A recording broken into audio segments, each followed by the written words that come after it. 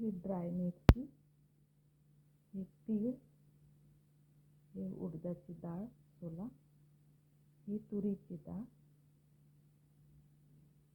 हे चना डाळ, हे खोबरं, ही मेथी 1 चिमूट, 1 चिमूट राई, हे जिरं, हे धने, मीठ, आमचूर पावडर,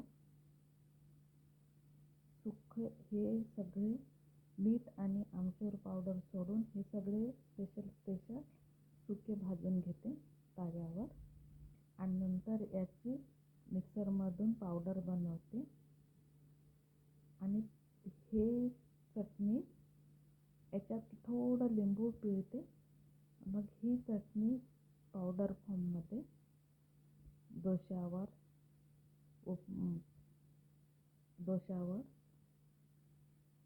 किंवा